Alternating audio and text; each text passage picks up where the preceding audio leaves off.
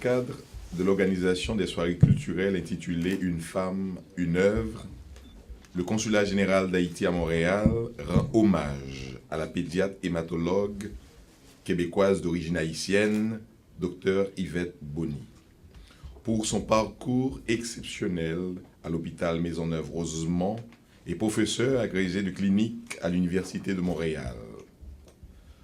Pour avoir réussi en avril 1980 la première greffe de la moelle osseuse au Québec et sa contribution au rehaussement de l'image d'Haïti et à la fierté haïtienne.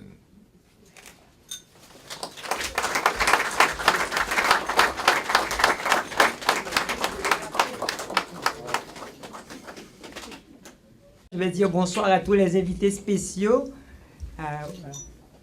Son Excellence le Consul, Son Excellence l'Ambassadeur, le Vice-Consul. En tout cas, bonsoir à tous. J'ai dit quelle belle assemblée.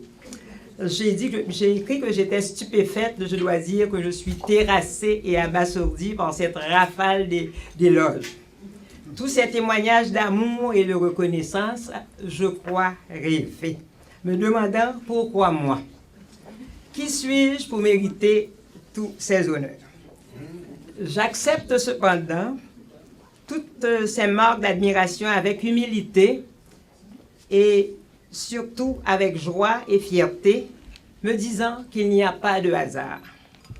Tout a commencé pour moi, tout le monde l'a dit, il y a très longtemps en Haïti. Les études, le diplôme de médecin, je ne vous redirai pas tout ce qui a été dit, et voilà que tout se termine ou presque, car je me promets de prendre ma retraite dans environ 6 mois, en ce consulat général d'Haïti, donc en territoire haïtien. La boucle est bouclée. C'est le temps de la nostalgie, mais c'est aussi le temps des remerciements.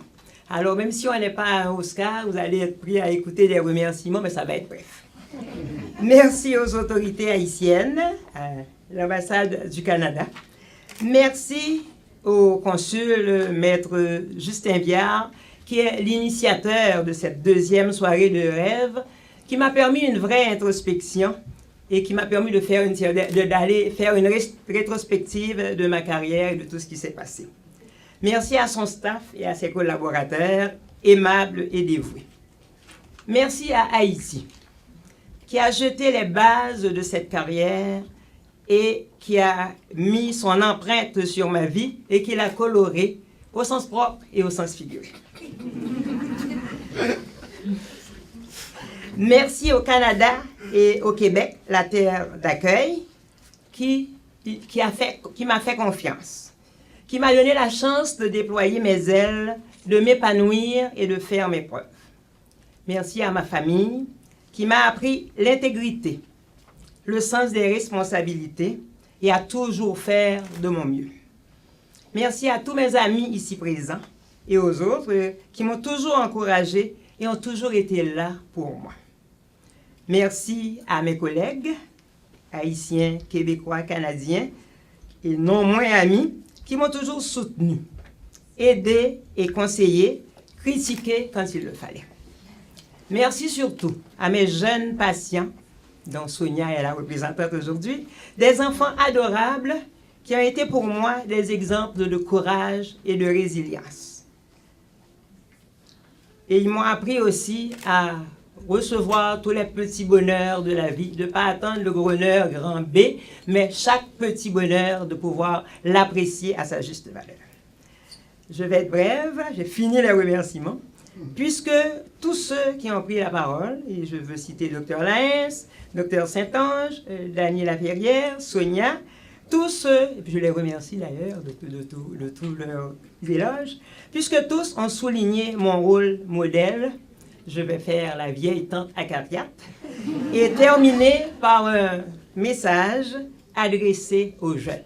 Et quand je dis les jeunes, c'est les jeunes haïtiens d'Haïti, du Québec, du monde, mais c'est aussi aux jeunes Québécois. Il faut s'intéresser pleinement à ces études, mais aussi à tout ce qui peut enrichir les connaissances et développer la personnalité. Il faut se respecter et respecter les autres pour se faire respecter. Il faut toujours oser, avoir des rêves, j'y tiens, et faire des efforts pour les réaliser.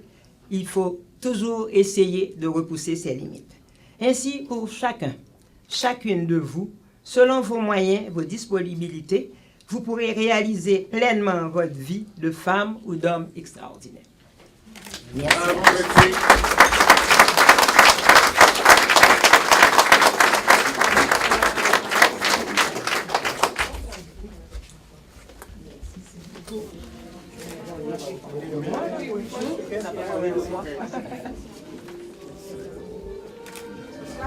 Betsy, just sit there for photo.